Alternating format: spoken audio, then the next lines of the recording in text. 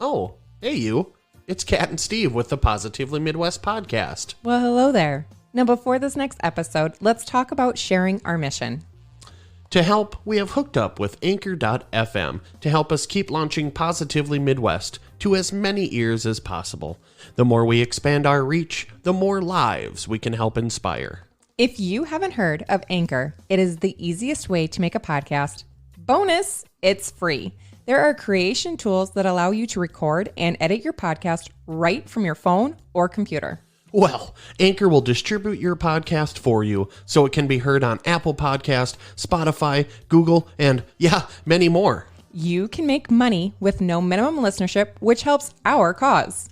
It's everything you need to make a podcast in just one place. So go now, download free Anchor app or go to anchorapp.fm to get started. Now, sit back and enjoy the next episode of the Positively Midwest podcast. Hey everybody, and welcome to another episode of Positively Midwest. I'm Steve Jurens, and across from me as always is my lovely wife, Kathryn. Well, hello there. How are you doing today?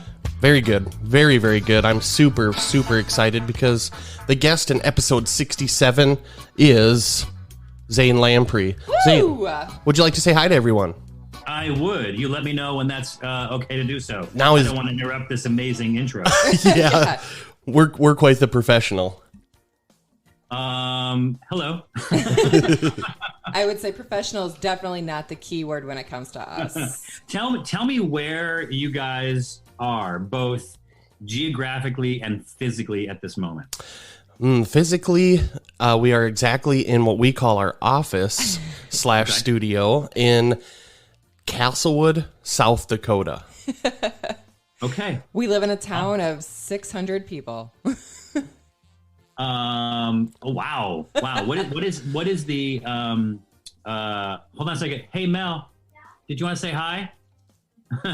Sorry, my wife just brought me a glass of water. That's awesome. We want to hook up with her too and talk about the rescue stuff sometime and the fostering. I think she faded away down the hall someplace. She ran real fast. So yeah, what is the closest city that you guys are near? I'm so, I've always been very interested in geography and maps, and especially traveling the world. I always like to know where I am, like very specifically. Mm-hmm. And then when I talk to people, I like to know where they're from, because a lot has to do with where we live, where we grew up, that kind of thing. Well, are you familiar? So now I'm looking at it. Oh, are you familiar with Sioux Falls, South Dakota at all? That's the biggest. Yes, of course. Sure. Okay. Yeah. So we're an hour and a half north of that. Yeah, I'm looking at it. It's like you guys have some people say you could throw a rock and not hit anything. You guys could shoot a missile. Yeah, we've been very fortunate. Amazing. Yeah, it's being in the Midwest like this. It's been nice for the the recent COVID events. We've kind of at least been able to go outside and enjoy some nature. Yeah, we have no. And lockdowns. so you're I was gonna say you're like an hour and a half north of Sioux Falls and maybe 2.5 west of Minneapolis, kind of. About 3 from Minneapolis. 3.5. We'll be seeing you there on September 1st. Well, I meant if Steve was driving. Yeah. That would be pretty close. Yeah, we're going to be with you at the Uta Pills. I had to learn how to pronounce that. The brewery. I did too. And looking at how it's sorry. Is my connection good? Yeah, you're good. Coming through hot. Oh wow. Oh, okay. Sorry, I thought I dropped off completely. Nope. I have a few networks in my house that I was for some reason none of them work great, so I have to bounce all between them. So yeah, it's Uta Pills, not Uta Pills. It's Uta Pills. Yeah, Uta Pills. Uta Pills. Yeah. That is going to be an amazing show. We sold out so quickly. I mean, in 3 days, that show sold out. I think right now it's at COVID numbers, so maybe on April 15th there'll be more tickets, but I expect those ones to go quickly as well. And it's interesting. I have So this is about positivity. So here's the positivity of this one. Like we have reached it. We, like my team. So it'd be myself, my wife, Mel, and Gio, the tour manager, the team so far. We're reaching out and booking my stand-up show at breweries across the country. And we're doing about 90 shows. Wow. The first 39 were like so easy to book, but it wasn't like 39 in the calendar. Like it's not like the first 39 shows. It was just the 39 easiest shows to book, because breweries are not set up for doing stand-up. They're set up to brew beer and have people come in and drink, but they're not necessarily set up for big stand-up kinds of shows. So the second 39 shows have been a challenge. And then there's going to be another group of 12 shows at the end or whatever that are just like so difficult. Like it's the weirdest places. Like Seattle has proved to be difficult to find a location. Portland, Detroit, Pittsburgh, Cleveland. Those are like the toughest ones so far. But we're managing. We're making concessions, and sometimes they're in the brew house. Sometimes the shows are outside. Sometimes they're in a tent. But every show is just going to be unique and so amazing. And I cannot wait to get out there and travel for so many reasons, to see the country, to get out there and entertain people, to just leave my house, So now, because you usually with the TV show, you travel the world, but do you normally travel the United States as much? I'm always traveling. So I'm definitely like, for one reason or another, I'm on the road normally 50% of the time. From June until Christmas, I will be gone so much. In September, I'm home. I'm in my house for 4 days of September. Wow. And a lot of the months are kind of like that. But we had 70 shows that we were going to do for 2020, and now we're kind of, people really want this show right now. Like I think people want entertainment and go to breweries and all this kind of stuff. So now it's like we're just adding as many shows as we can, just based on, I think, the calendar and then my sanity, because I've never done 90 shows in 6 months. I don't even know what it's going to be like. So we're just kind of preparing for that. And I just have to make sure that every single show is my best show. Like every show needs to be amazing. That does make me think, how do you stay, if there's any advisement there, how do you stay positive and a good mindset to, keep traveling and got to wake up early and your sleep patterns are all messed up and you don't get to see your wife more than likely every day and your pets. So what do you do? Yeah, I mean, Mel will be with me probably 40% of the time. And as far, I mean, like, I'm an upbeat guy. Of course I got, crappy days, but like, if I'm doing a show, like I'm where I need to be, like I turned 49 this year, and I think people, like, turning 48 sucked because it was in the quarantine. I had a show that I was supposed to do last year that was canceled. I had a show that I was producing was canceled. The tour was canceled. And it's like, I'm 49 years old. I'm stuck in my house. This is horrible. And now at 49, I have other, shows that we're talking about. I'm doing a tour. My apparel company is doing great. Like, so like everything is great. So I don't mind turning 49. I wouldn't mind turning 60 if I was, if I was doing what I love, which is now what it is. So it's not difficult to stay positive while I'm out there traveling. Maybe it's more difficult to stay positive, in 2020 when every day is like the last and there's no light at the end of the tunnel. Those kind of dark days, right in the middle of it. We're just like, wait a second. I thought this was 2 weeks. Now we're in, 6 months. Well, and you brought up your apparel company, and that's the Adventure with the 3 brand that you have. And so that, you're all about helping the environment with the trees too. Can you explain why that was a passion for you? Well, the truth of it is I traveled around the world and I got to see some really amazing places, but I also saw some crappy things, and I saw that generally speaking, we're not as humanity, we're really not putting the environment first. Mm-hmm. We're treating it like a renewable resource when all of it is very finite. And so, my real passion is helping out animals and wildlife and creatures that are having to adapt their life to live alongside us when we encroach into their homes, their habitats. And so I really wanted to help out animals, but if you pick a specific animal or if you do some things, you can kind of rub people the wrong way. And it's not that I'm trying to avoid conflict per se.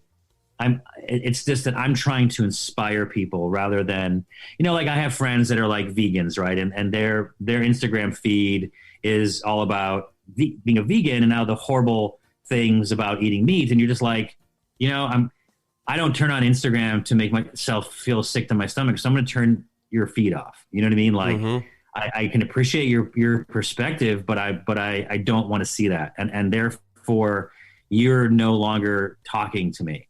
And so with adventure is ADV3NTURE, as you mentioned. The first E is a 3 because we plant 3 trees with every purchase. And we just want to stay on people's mind about like, hey, let's plant some trees. If you hate trees, it is a fact. You are an asshole. You can't hate trees. And so I can talk about planting trees and you're like, I might not be passionate about them, but I don't hate what your mission is. Right. So we're trying to sort of get the word out there. And we, again, in 2020, we had a bunch of tree plantings planned and stuff like that. And we worked with some great nonprofits like Green Forest Work out of the Appalachian region, which plant trees in strip mined areas of that region, of which, by the way, there are over 1 million acres of strip mined, I call it wilderness because it's not wilderness anymore, that they're trying to, repopulate trees and stuff like that. So, we're just, from what I've seen, we need, as humanity, we need a nice little kick in the butt. And so I'm tiptoeing into it at this point. Buy any of our products from Adventure, we'll plant 3 trees. And then we want to have plantings and build a community that, again, like if we're going to really make a difference, we need to keep it fun, because if we keep it serious, people are going to start tuning out. So we have to just kind of get in there, get people understanding what we're saying and understanding why it's important, and then kind of move on from there. See, and that's amazing because, with your TV shows, you kind of have a wild reputation. But then it's like once you kind of dive into like reading about your mission on the website, you kind of see that's so funny. I guess that makes sense, but I've never thought about it like that. So what's my reputation? Well, I mean, the TV shows, you're showing everybody these different drinking, hobbies of to the extreme in some sense, and then you're teaching them their cultural ways of hangovers, so it's kind of a wilder side of all of the drinking TV. Yeah, that's true. And again, that goes to the idea that if we were out there educating people about the different spirits and wine and beer and traditions and stuff like that, and we were just coming from an educational standpoint, that people would tune us out. People want to be entertained. They want to be able to have a good time and sort of unplug from reality for a bit while they watch, any of the shows that I've done. So yeah, I guess that would be my reputation. Me and Tommy Lee, and Kid Rock, we're all like these wild guys. Yeah, but then it's like your mission to, help provide oxygen and everything else is pretty amazing. Yeah, I appreciate that. Thank you. Well, we are definitely avid supporters of your apparel. We've got parkas, and I've got one of the original drinking jackets from back in the day. Thanks, email, for popping in just now. And then all the plebius. Yep, we got some drinking games with the pong and the dice games, and some hats. Oh, that's fantastic! Yeah. I love it. Yeah, we did. I'll tell you just about that. So we're making all of our stuff overseas with responsible environmental responsible companies. We did a lot of due diligence to make sure the companies that we were working with that were our manufacturers that were green companies. They were premium apparel companies or manufacturers, but they were also environmentally conscious and forward. And so I made a decision to bring all manufacturing back into the U.S. At the beginning of 2020, before the pandemic, so in January. And we started working with U.S. manufacturers and everything. And it was, in the apparel space of U.S. manufacturing with the companies that we worked with, it was horrible. It was a horrible experience on so many levels, and not the environmentally conscious, thought, and motivations that you would hope for. And so we've been doing, building a report internally, and found out that we're actually, we have a lower carbon footprint and are producing, a more environmentally sustainable manufacturing when we do work with certain overseas manufacturers. So, the parka, the windbreaker, some of the stuff that you guys that you have, that we were going to have to stop making because USA manufacturing was not at a level to be able to produce that stuff. We're now going back to making it. So, and I would have loved to have manufactured stuff domestically, and I think that would have been an amazing situation. But I think I was a little too pie in the sky, and I got warned by so many manufacturers like it's not possible. But I nearly sunk the ship trying to do it, and now we're back, working with Vietnam and India and some great overseas companies to make that stuff. So it's just funny when you mentioned the parka. I think it's not an opinion. Like the adventure parka is a beautiful piece of apparel. Would you agree? Yeah. Oh, yeah, I love it. Yeah. So we're just like we love that jacket, and we're just excited to be making it again, because we thought if we were making stuff in the U.S. we wouldn't be able to. Especially in the 30 below South Dakota weather, that baby holds right up, and that's no lie. No, exactly. We tried to find the coldest day in California when we were field testing those jackets. We went up to Sequoia National Park in the Sierras, and it was like -17. Oh, wow. The coldest we could find. We literally went out at night on the coldest night. I don't remember what the month was. We stayed overnight with like 5 of us in the company. We went outside with our parkas on, and we're like, okay, they hold up. It was like I don't know, like 3 a.m. or whatever.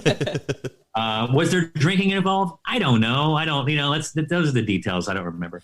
But yeah, we tried it out. So have you guys tried those and your very cold winters? Yes, I've had mine for 2 winters for sure.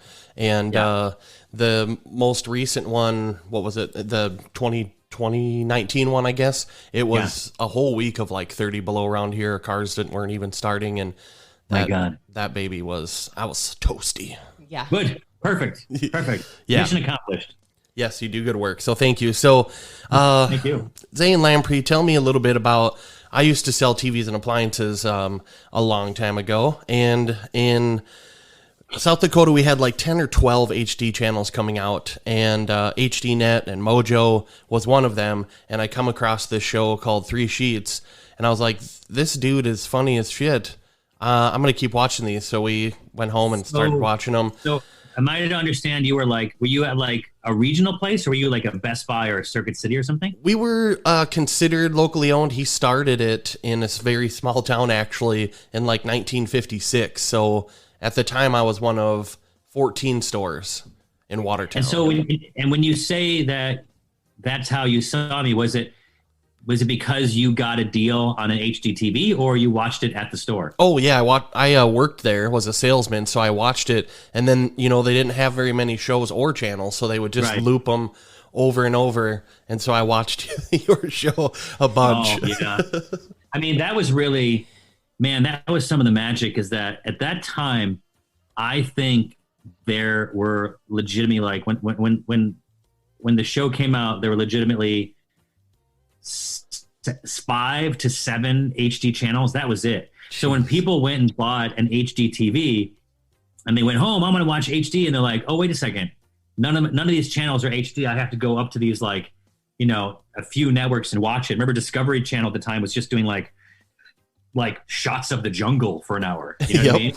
Yep. And so Mojo was HD, was in an HD, and they didn't have a lot of programming, and so Three Sheets was the most popular show on the network, and so they ran the crap out of it. They would do marathons every weekend and whatever. So like it just, I was lucky because so many people got to see me because they were basically forced into watching it, which is great, you know. I mean, people are still talking about it. That show came out in 2006, and people still talk about it every day. It's great. It's great because it was in HD, right? Mm-hmm. When a lot of shows made in 2006 in that time frame were made in standard def. If my show was made in standard def, people wouldn't still be watching it. Well, it's very true, yeah. And it was funny and it was unique, too. I mean, it wasn't one of those, cliche style traveling, drinking, eating type shows, you know. So, and then you transitioned after that. So you did Drinking Made Easy. That had quite a few episodes along with Chug. But that one was through a fundraiser, which I think we might have threw a couple dollars into that one. But, yeah, that was kind of a fundraiser, right? Yeah, that was done through Kickstarter. So there's about 50 episodes of Three Sheets, about 60 of Drinking Made Easy. And then that network went off the air. So we then kickstarted Chug. And then I think it was like 2 years ago, Drink TV came on the scene, and then they funded 6 episodes of Four Sheets. Mm-hmm. And that was supposed to be, they were supposed to just be cranking through those shows. But when that network came out, they basically ran out of money. Or when the show came out, they basically ran out of money. So that network went away. Oh. But I have conversations about drinking shows with networks on a weekly basis, and it's just a matter of one that I want to do and one that they want me to do. So there's been ones that they wanted me to do that I haven't wanted to do, and at this point, I mean, I'm I've been at the whim of networks and their ups and downs and their staffing changes and the whims of their executives and stuff like that. And I've just been like, okay, look, if a show comes along, great, but I'm going to plan a tour. I'm going to go on tour. I got stories to tell. When I did my Drinking Made Easy tour, which I think the closest we came to you guys was probably Minneapolis. Did you go by any chance? Did you go and see it? Drinking Made Easy stand up.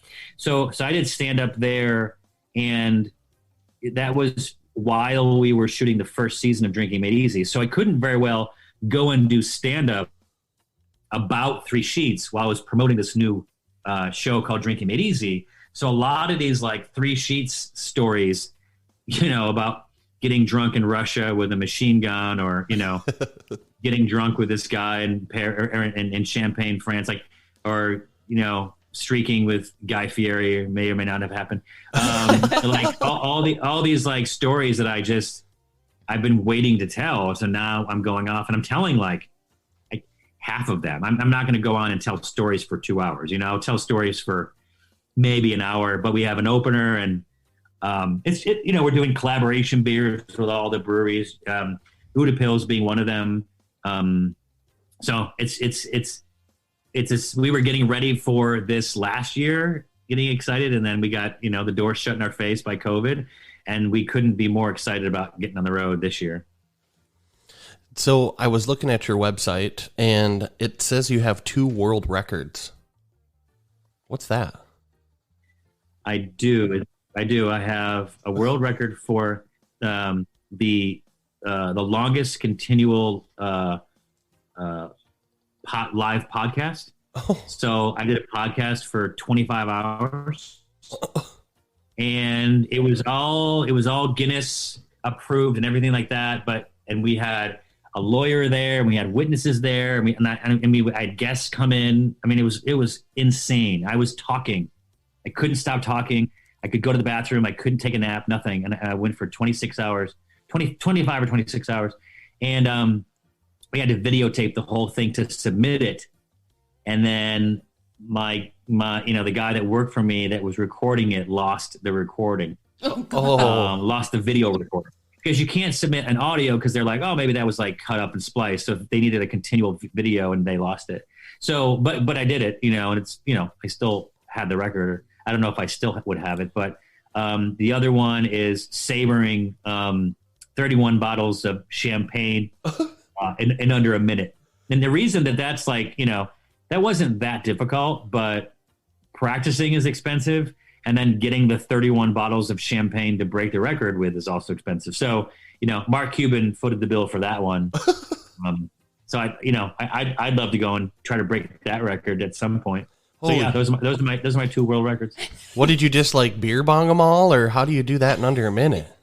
Oh no, you savor. I didn't drink them. You thought I drank them? Oh, I thought you said savor. Like, oh no, like wow, yeah, wow. What is the capacity of my stomach? No, yeah, like savor. See ya.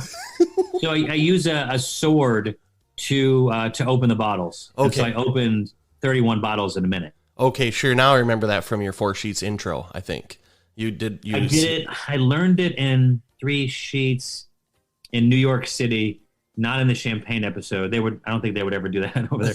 And then I did it. I brought it back in Drinking Made Easy. And then I did it in my stand-up tour. I did it every night. I would saber a bottle, and then Steve would stand maybe 25, 30 feet away and catch the cork in his catcher's mitten and stuff like that. So that's incredible. But no Steve this time. So.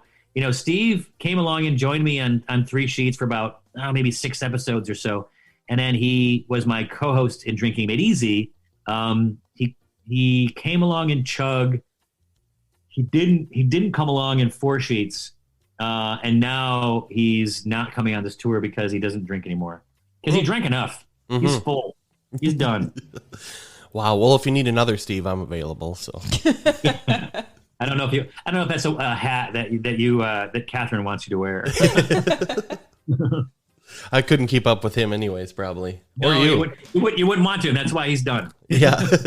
So I have to ask, how did Plepius come to be? So I had an idea, and I was at the airport about to shoot the very first episode of 3 Sheets, and I grabbed this little stuffed monkey, and I was like in the airport. I was like, I'm going to hide this monkey in the show. And I did. And I had to tell the producer, this is, I mean, nobody really even knew each other at that point. Like that would know that I would be doing weird stuff. And so I told Mike Kelly, the executive producer, who was also the director out in the field, I said, by the way, you see me put this monkey in the background of every scene of some of the scenes. Here's why I'm doing is like, oh, that's amazing. But I have to tell the network and they have to get their lawyers involved and whatever. So I was like, okay, well, that's fine. So it was fun while it lasted. And then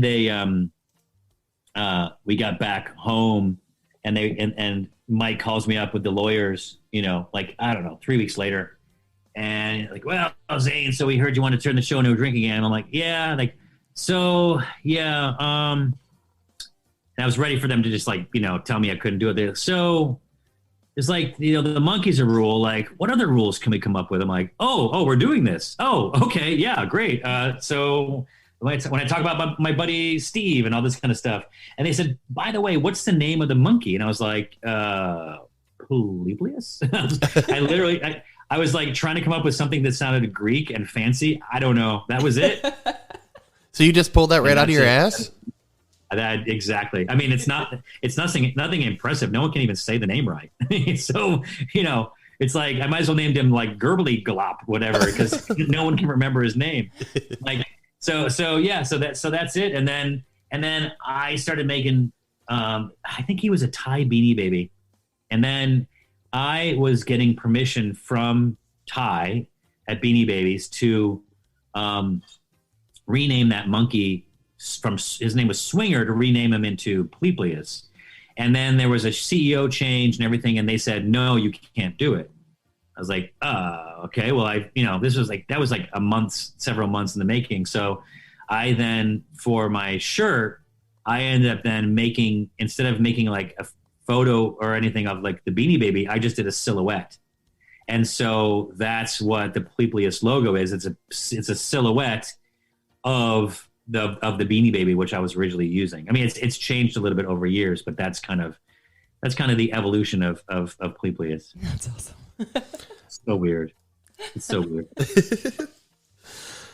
So what is one of the most difficult things that you've had to deal with in either the entertainment business or just something you feel comfortable sharing, and how you overcame that and it grew some positivity out of it? The thing that people have to realize when they specifically like move out here, or even don't, because you don't necessarily have to like move out to Hollywood anymore, but people still do it. Like, when you move out here, you have to be prepared for rejection, and more prepared than you might think, because you might have been the most talented kid in your high school, or the most, handsome or beautiful person in your high school, whatever it is. And you come out here and you're just a person, you know what I mean? Like, it's kind of full of like, I remember one time I went to this audition and they were like, they wanted a guy who kind of looked like Hank Azaria. And then when I was like younger and skinnier, I guess I kind of did a little bit. And he was in Godzilla. People don't know who he was. And so I ended up going to this audition because the casting director was a friend of mine. Hey, come audition. We need a Hank Azaria type. You'll be good. And basically come audition. If you get the part, you'll get to go to Japan to shoot this commercial, which is basically like a Godzilla commercial. And so I went, I rushed over there and opened the door. And when I walked in, everyone that in the room looked like Hank Azaria, way more than me. And so it was just kind of like just a nice little slap in the face of like, even when you think you have your career under control, you don't. You're not. You're at the whim of others, and that's kind of even when this like and when I moved out here, that was like 26 years ago, and it's like the rejection does not stop.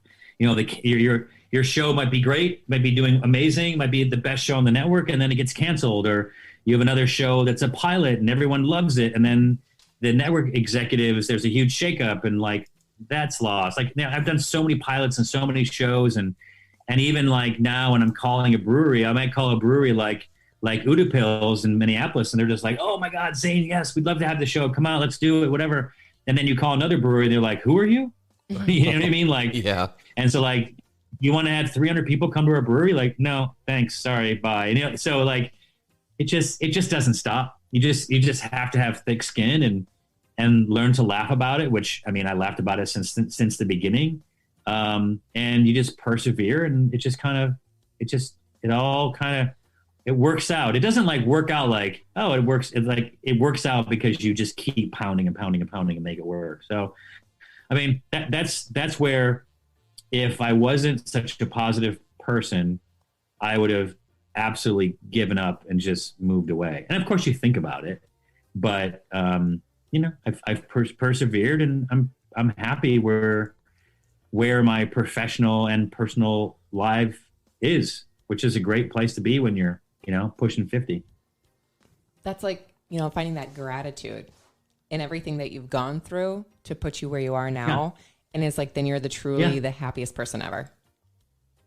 Yeah. And, again, that's why I think people liked 3 Sheets and Drinking Made Easy. It's because you could tell that I was always happy to be there. It wasn't like, sometimes you could tell if somebody's just not happy or faking it or whatever it is. So I try to always be genuine about that. I talked with, this is an interesting name drop story, but it's a good one. On my 33rd birthday, I met George Clooney at a bar, and we were talking, and I was like, you have a reputation of being like such a nice guy. Oh, I remember I was talking to him because my friend's brother was an actor and did a movie with him or whatever. So we're just kind of hanging out with him, and this guy came up and said, hi, I just wanted to meet you, to George Clooney. And George was like, nice to meet you. And the guy's like, okay, thanks. And George's like, wait, what was your name? Oh, it's Andy. Andy, nice to meet you. What do you do? I'm an actor. Have you done anything? No, I'm trying. Okay, stick with it. And then the guy walked away, and I was just like, wow, he was happy just to meet you. You then really made his day and turned that into like something he'll never remember. And I know you have a reputation for that. And like, why? Like, why are you still nice? You know? And he's like, I didn't make it until I was 33 years old. And I had done so many pilots. He actually did a show called ER before, like a sitcom called ER before the show ER. Oh. And so like, he just done so much stuff, and he's like, I've gotten just kicked in the face so many times that like now then when something good happens, I appreciate it. And it was just good. It didn't change my thoughts or the way that I deal with things, but it was nice to just kind of to hear that. And that's just always how I've been. I would assume if I would have gotten big when I moved out here when I was 23 years old, I was 23 years old. I probably would have gotten a big head, and I probably would have done some stupid stuff and, pissed off the wrong person and whatever, ups and downs and whatever it is. But I kind of just clawed my way, the whole time up as high as I could get, and I'm still kind of clawing at it. So, but I like what I'm doing. I don't even mind like the rejection part of it because I'm enjoying it. I'm not doing a job that I don't appreciate. I'm out there doing what I love, and I'm able to, make a living doing it. That's perfect, because I think that touches on so many different things, not just sticking it out, but sometimes when you think that you deserve something and it didn't happen for you, maybe it's setting you up for something in the future, and that perseverance, to just keep your head up and stay positive, use those all as like learning experiences, and then everything will work out for you, I think, in your favor if you just stay positive and, Yeah. It's funny. I don't necessarily ever think that I deserve anything. There was something funny. I mean, this is still like on the table, but there's a show and they called me. They're like, yeah, we're looking for, the Anthony Bourdain of drinking, and your name came up. And I was like, okay.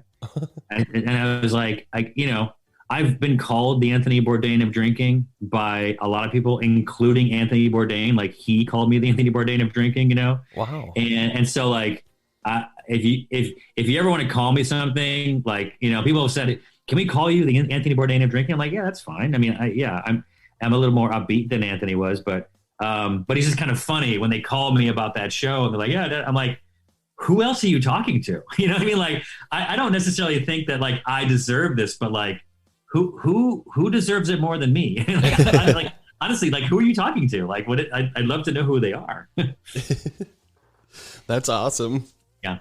So that's a show that like, I don't know, I'm waiting to hear back from, but I don't put a lot of eggs into any baskets. There's 4 shows that I'm talking to people about right now, 2 networks, 2 production companies. And if one goes, great. If it doesn't, I don't care. You know why? Because I made my own fate. I when I got 3 Sheets and I got Drinking Made Easy, I did the best job that I could do and I was always appreciative. And I always made sure that I always put my best foot forward. It's like going off on this tour. It doesn't matter if it's day 2 or day 82. People will know that I'm up there and I'll give 100% every single time. And so, my current situation is I'm going on the road doing the tour and I'm not, when we did it in 2020, I was like, the reason I'm doing a tour, besides the fact that it's something I want to do and I love to do and I want to tell stories and make people laugh and all that kind of stuff, it's like no production company or no producer or no network can come in and stop me. Like, this only person that can stop me, only thing that can stop me is God. And the funny thing is like he did, right? Because COVID, I was like, oh shit, all right, sorry, I didn't mean to like throw that one up at you. Like, okay, I'll keep my mouth shut next time.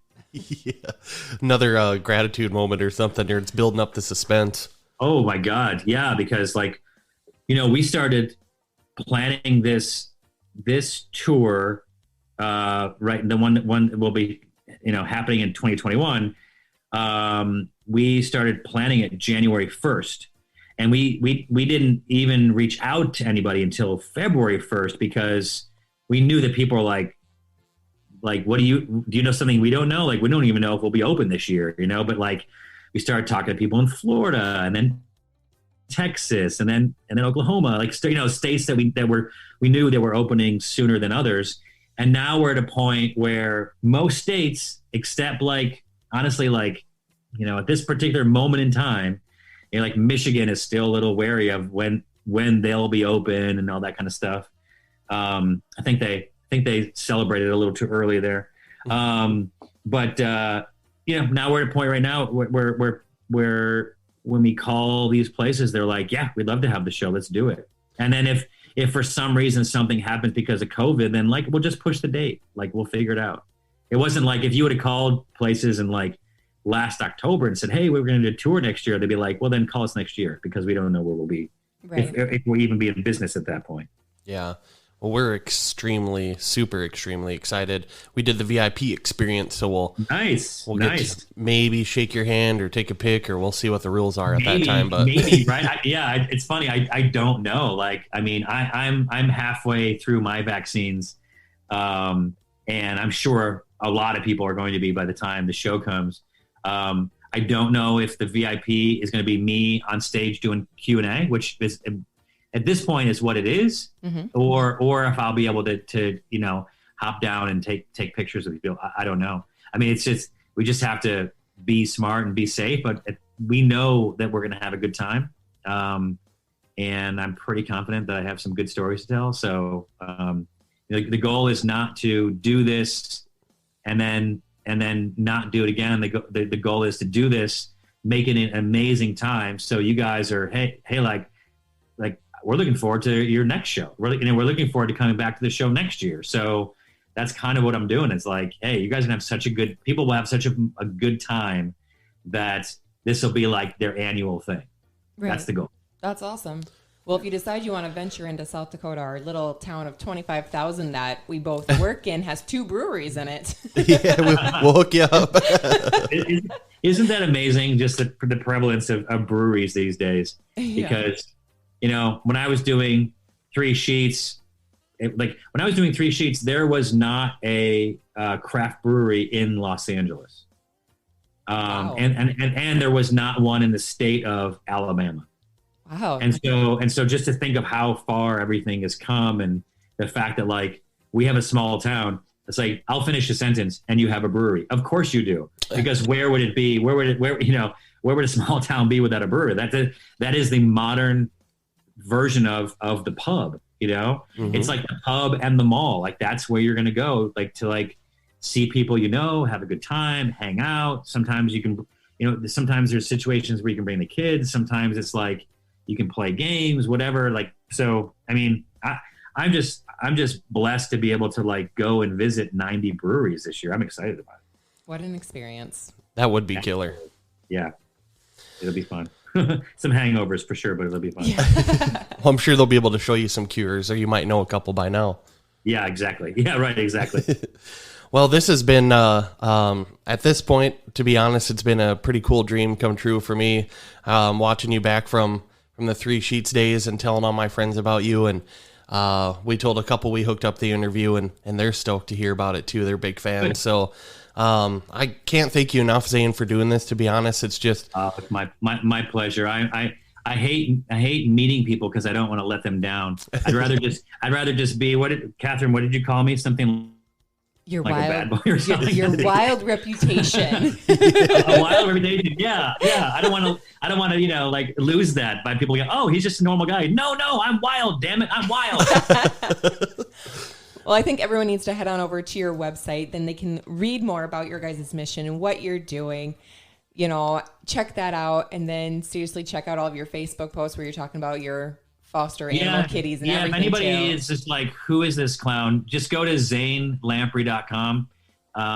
And everything's there. You can get to my social through there. You can read about the tour. You can get to the adventure website and all that kind of stuff through there. So look, if someone's listening and they want to go and have a good time and laugh and drink some amazing beers, like you're our peeps. Go to zanelamprey.com and we'll see you at one of the shows. Well, you might want to have Mel back off on some of those cutesy, snuggling foster kitty photos if you want to keep your badassery up, though. Listen, I can't compete with that. You kidding me? No, I know it. Knowing that new puppy you had, so cute. Oh my God, yes. For today only. I mean, we had him for a while, but now we're just sort of babysitting him for one day. That's Archie. Yeah, we always have a menagerie here. We never really know who will be here. So yeah, right now, I don't know, maybe 14 cats and a few dogs. Wow. So yeah, we like it. We're happy. It's an amazing heart. Doing our part. Yeah. That's all that matters. Our internal happiness. Exactly right. Well, thank you again, Zane. We appreciate you a lot. We can't wait to hopefully meet you in person and everything goes off the chain. And maybe we can do a follow-up someday too. That'd be killer. Let's do it. I appreciate that. You can get me when I'm have new ideas on positivity. I don't know what that means, but we'll see. Perfect. Well, if one of these TV shows launches or something, maybe we'll do a little fun teaser about that or something. Perfect. Well, thank you, and tell Mel we said hi, and we really appreciate you. You got it, guys. I'll see you in Minneapolis. Sounds great. Thank you. Okay. Cheers. Bye-bye. Thanks. What do you think of that? Oh my God, I'm so stoked. Zane is such an amazing guy, really. Him and Mel, both. I can't wait to meet her too. Holy shit. I really am excited. So I know that, our show is all about positivity, and, this is a different spin on it. I mean, this is very selfish and personal for me because I'm a huge fan of Zane Lamprey. And so I reached out to him a long time ago, and, it was kind of the COVID and stuff was going on. And then he said he wants to get some tours going. So then we knew that was coming, but we didn't know where. So we got our tickets. I'm glad we did that day. Yeah, definitely. For the VIP, but hopefully they'll open up more. Go check them out, zanelamprey.com. The upcoming Laughs and Drafts Brewery Tour will be at Utapils with him, and we'll get some good experience shots and hopefully share something on the group with that. Otherwise, just follow him. Check out his gear, too. They have funny stuff, funny T-shirts, graphic tees.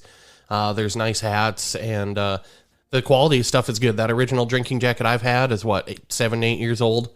I don't 5, 6. Oh, the sweatshirt one. Yeah, that's forever. But it's like they truly have like the best mission at heart, wanting to help inspire and be ethical in the roles, and they're really an amazing company to check out. Yeah, and if check out their social media, if you can follow him and his wife Mel Lamprey, and they do fun little videos and stuff every so often, but social media is what you make it, guys. We talk about that too. Follow people that are positive. Follow people that are like-minded and appreciate the things that you do. And, let this be another example of a cool dude that took him in and out of his day to hook up with us. So thank you, Zane. We appreciate you. And should we end this bad boy? Absolutely. All right. John Wayne in the Pain. You had a show on tonight. We got to catch some of that too. Why don't you take us out on our own little podcast? Thank you all from the bottom of our hearts for listening to the Positively Midwest podcast. Our hope is to inspire, engage each other's thoughts, and leave you with some great advice. Be sure to join our Facebook group and follow us on Instagram at Positively Midwest Podcast. Make sure you like, comment, share, and screenshot our podcast with all of your cool friends. Every little bit helps. We are on most all major platforms, and you can stream it on our website at positivelymidwest.com. Thank you, and as always, please always stay positive.